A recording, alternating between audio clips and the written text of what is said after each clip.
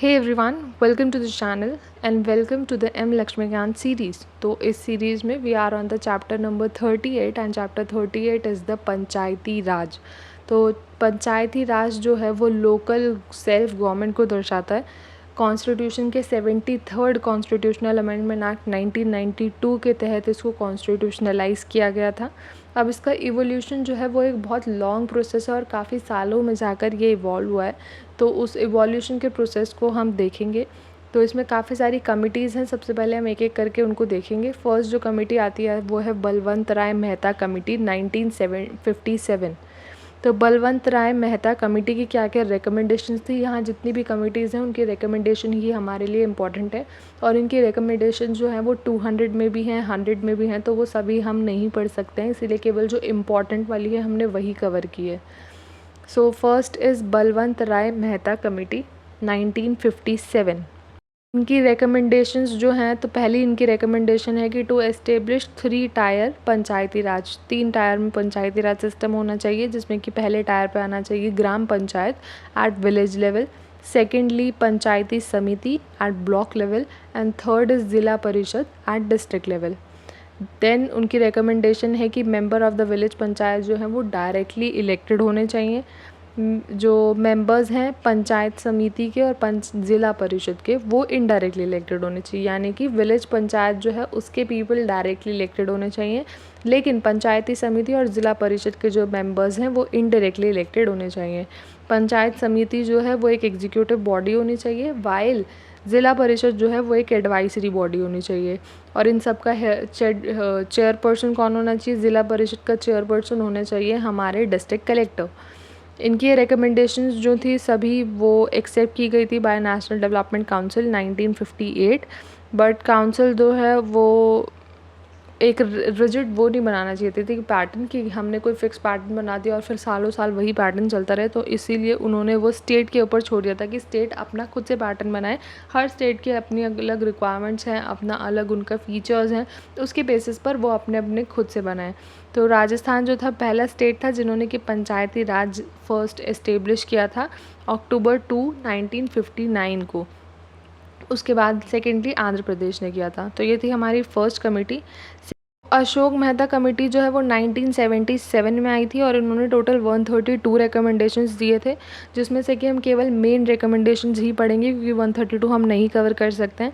तो 3 tyre government जो पहले हुआ करती थी, इन्होंने सजेशन दिया था कि उसको 2 टायर में कन्वर्ट कर देना चाहिए. और जो ज़िला परिषद है उस ज़िला परिषद को एग्जीक्यूटिव बॉडी बना देना चाहिए, एक सेपरेट बॉडी बनानी चाहिए न्याय पंचायत के नाम से. और SC/ST जो कम्युनिटी है उनके लिए रिज़र्व सीट्स होनी चाहिए. पंचायती राज को कॉन्स्टिट्यूशनल रिकॉग्निशन मिलना चाहिए. लेकिन जनता दल जो है वो कोलैप्स हो गई थी, इसीलिए इसकी कोई भी रिकमेंडेशन को हम एक्सेप्ट नहीं कर पाए थे. नेक्स्ट आता है GVK Rao committee. GVK Rao committee जो है वो 1985 में आई थी and it reduces the role of the collector. इन्होंने कलेक्टर के रोल को रिड्यूस कर दिया था और पंचायत को सबसे ज़्यादा पावर दी थी. इनकी जो रिकमेंडेशंस थी वो ये थी कि डिस्ट्रिक्ट डेवलपमेंट काउंसिल की जो पोस्ट है उसको बनाना चाहिए और हमारा जो मेन फोकस होना चाहिए वो होना चाहिए रेगुलर इलेक्शंस पे. नेक्स्ट आता है LM सिंघवी कमेटी जो कि 1986 की है और इनकी जो रिकमेंडेशंस हैं वो ये है कि इन्होंने एक कॉन्स्टिट्यूशनल रिकॉग्निशन तो सभी ने मांगा था, तो पंचायती राज के लिए इन्होंने कॉन्स्टिट्यूशनल रिकॉग्निशन की मांग की थी. दूसरा इन्होंने न्याय पंचायत इस्टेब्लिश होना चाहिए उसकी मांग की थी. विलेज पंचायत जो है उसको और ज़्यादा रिसोर्सेज देने चाहिए ताकि वो अच्छे से एफिशिएंटली अपना काम कर सके. नेक्स्ट आता है थुंगौन कमेटी. थुंगौन कमेटी जो है वो 1988 की है. इन्होंने भी सेम कॉन्स्टिट्यूशनल रिकॉग्निशन मांगा था पंचायती राज के लिए और इन्होंने प्रेफर किया था 3 टायर गवर्नमेंट जिसका एक फ़िक्स टेन्योर होना चाहिए 5 ईयर्स का. इन्होंने रिज़र्व सीट के लिए कहा था but on the basis of population और एक स्टेट फाइनेंस कमीशन इस्टेब्लिश होना चाहिए.